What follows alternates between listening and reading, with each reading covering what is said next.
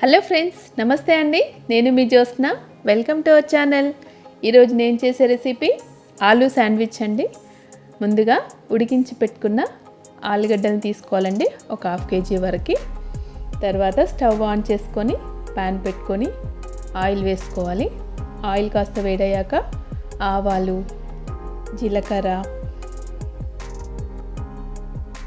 చిన్నగా తరిగిన పచ్చిమిర్చి ముక్కలు, ఉల్లిపాయ ముక్కలు వేసుకొని మంచిగా కలుపుకోవాలండి, పచ్చివాసన పోయేంత వరకు. ఇందులోకి దంచి పెట్టుకున్న ఎల్లిపాయ ముక్కలు కూడా వేసుకోవాలి. కొంచెం పసుపు వేసుకోవాలి. మొత్తం మంచిగా కలుపుకొని చిన్నగా కట్ చేసి పెట్టుకున్న ఆలుగడ్డ ముక్కల్ని వేసుకొని కలపాలి.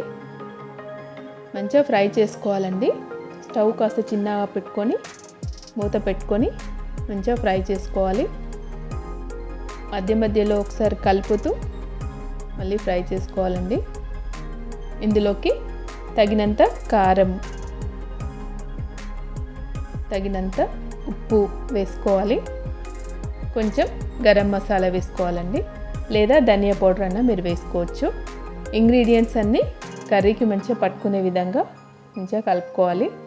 మళ్ళీ ఒక్కసారి మూత పెట్టుకొని మంచిగా మగ్గించుకోవాలి.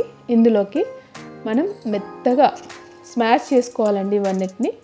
నెక్స్ట్ పెద్ద సైజ్ బ్రెడ్ ముక్కలు తీసుకొని ఇలా ఆపోజిట్లో కట్ చేసుకోవాలండి. ఇప్పుడు మనం ముందుగా ప్రిపేర్ చేసుకున్న ఆలూ కర్రీని ఇలా బ్రెడ్ మీద అప్లై చేసుకోవాలండి.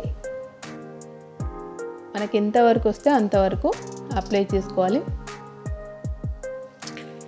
తర్వాత ముక్కని కూడా దానిపైన పెట్టేసి ఇలా లైట్గా ప్రెస్ చేసుకోవాలి. చూడండి, ఇలా అన్నిటినీ మనం ప్రిపేర్ చేసి పెట్టుకోవాలి. చూడండి ఈ విధంగా. ఇప్పుడు నెక్స్ట్ మనం కొంచెం శనగపిండిని తీసుకోవాలండి, ఒక పావు కేజీ వరకు.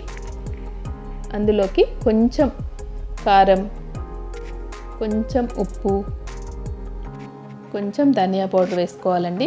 ఎందుకంటే మనం కర్రీలోకి ఆల్రెడీ యాడ్ చేసాం కాబట్టి కొన్ని వాటర్ యాడ్ చేసుకొని ఉండలు లేకుండా మంచిగా కలుపుకోవాలండి. చూడండి, ఇలా మంచిగా కలుపుకున్నాక ముందుగా ప్రిపేర్ చేసుకున్న బ్రెడ్ని ఇందులో ఇలా డిప్ చేసి మంచిగా డీప్ ఫ్రై చేసుకోవాలండి ఆయిల్లో వేసుకొని. చూడండి, ఇది చాలా టేస్టీగా ఉంటుందండి ఆలూ శాండ్విచ్. మీరు ఒక్కసారి ట్రై చేసి పిల్లలకు పెట్టండి, మళ్ళీ మళ్ళీ చేయమంటారు. ఈ వీడియో మీకు నచ్చినట్టయితే లైక్ చేయండి, షేర్ చేయండి, అండ్ నా ఛానల్ ప్లీజ్ సబ్స్క్రైబ్ చేసుకోండి. మీరు కూడా ఒక్కసారి ట్రై చేసి నాకు కామెంట్ సెక్షన్లో తెలియచేస్తారు కదా. Thank you for watching.